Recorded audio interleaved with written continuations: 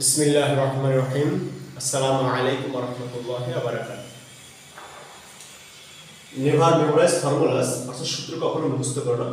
Always create your own, সর্বদা নিজে তৈরি করো। ট্রাইগোনোমেট্রিক রেশিওস অর্থাৎ ত্রিকোণমিতিক অনুপাত আলোচনা চলতেছিল। এর পূর্বের পাঠে আমরা 30 ডিগ্রি এবং 60 ডিগ্রি এর ত্রিকোণমিতিক অনুপাতগুলোর মান বের করছি। আজকের পাঠে আমরা 45 ডিগ্রি এর ত্রিকোণমিতিক অনুপাতগুলোর মান বের করব। শুরুতে আমাকে একটা সমকোণী সমদ্বিবাহু ত্রিভুজ অঙ্কন করে নিতে হয়েছে, যার কোণ বি এক সমকোণ এবং এবি বাহু এবং বিসি বাহু পরস্পর সমান এবং তাদের দৈর্ঘ্য এ একক। এখন এবি বাহু এবং বিসি বাহুর দৈর্ঘ্য সমান হয়, তাদের বিপরীত কোণ দুটোও সমান হবে, কারণ আমরা জানি যে সমদ্বিবাহু ত্রিভুজের ভূমি সংলগ্ন কোণদ্বয় পরস্পর সমান। তাহলে সেই সমান কোণ দুইটির প্রত্যেকটির মান হবে 45 ডিগ্রি, কারণ আমরা জানি যে ত্রিভুজের তিন কোণের সমষ্টি 180 ডিগ্রি।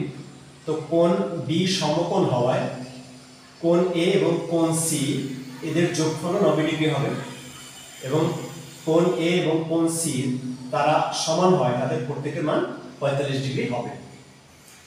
এবং পিথাগোরাসের সূত্রের সাহায্যে আমরা অতিভুজের মান √2a নির্ণয় করে নিয়েছি।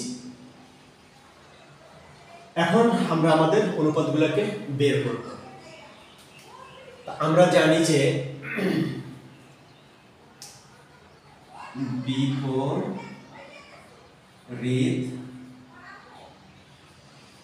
বাহু এবং অতিভুজ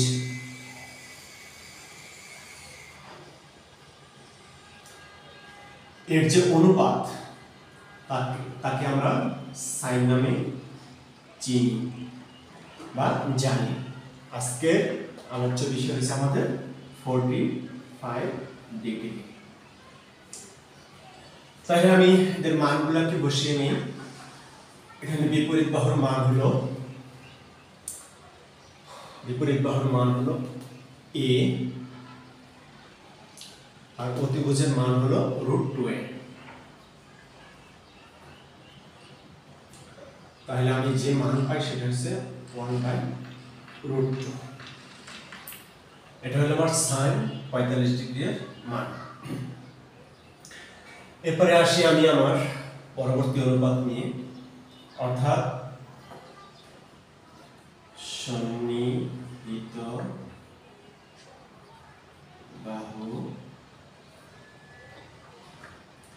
অনুপাত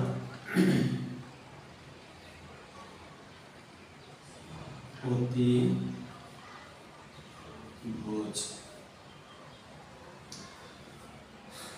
আমরা সন্নিহিত বাহু এবং অতিভুজের অনুপাতকে cos নামে জানি।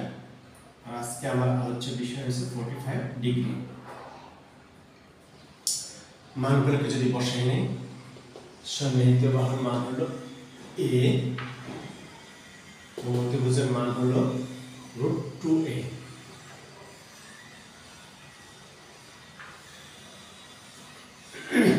তাহলে আমার cos 45 এর মান হলো দাঁড়ায় 1/√2।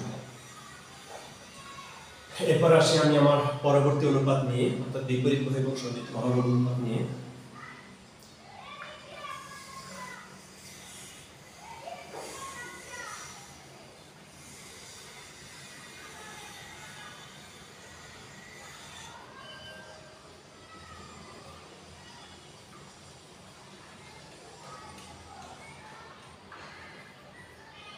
বিপরীত বাহু এবং সন্নিহিত বাহুর অনুপাতকে আমরা ট্যানজেন্ট, সংক্ষেপে ট্যান নামে জানি। আজকের টার্গেট হলো আমার 45 ডিগ্রি। তাহলে এখানে আমার বিপরীত বাহুর মান কত হলো? আমার বিপরীত বাহুর মান হলো a আর আমার সন্নিহিত বাহুর মান হলো a। তাহলে আমি যে মানটা পাই সেই মানটা হলো অনলি 1। এরপরে আমি আমার বিপরীত অনুপাতগুলোকে নিয়ে আসি। এবার সাইনের বিপরীত অনুপাত,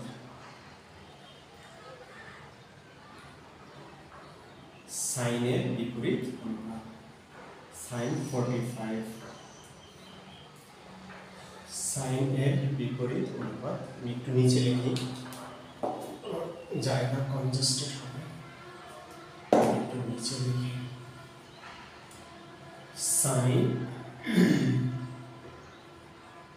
45 ডিগ্রি এর বিপরীত, সাইন 45 ডিগ্রি এর বিপরীত হলো আমার কোসেক 45।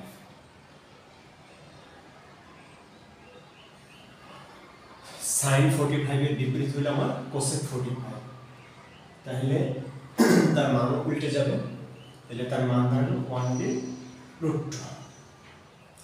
এবার আসে আমার কসের বিপরীত, cos 45 এর বিপরীত, cos 45, cos 45 এর বিপরীত হলো sec 45। তাহলে তার মান উল্টে যাবে, তাহলে তার মান হবে 1/√2। এবার আসে আমার tan 45 এর বিপরীত, tan 45 এর বিপরীত হলো আমার cot 45, tan 45 এর বিপরীত হলো আমার cot 45। তাহলে 1 এর বিপরীত ভগ্নাংশ 1 হয়, 1 এর বিপরীত ভগ্নাংশ 1 হয়। তাহলে যেখানে এই ত্রিকোণমিতিক অনুপাতগুলোর মান বের করে এত সহজ, তাহলে সেখানে কষ্ট করে কেন এই সূত্রগুলোকে মুখস্থ করতে যাব? আর মুখস্থ করলে জীবনে এগুলো অভিশাপ ছাড়া কোনো কল্যাণ নিয়ে আসবে না। কল্যাণ আনতে হলে এগুলোকে বুঝতে হবে এবং নিজের থেকেই তৈরি করা শিখতে হবে। আল্লাহ তাআলা সবাইকে ভালো রাখুন। আসসালামু আলাইকুম ওয়া রাহমাতুল্লাহি ওয়া বারাকাতুহু।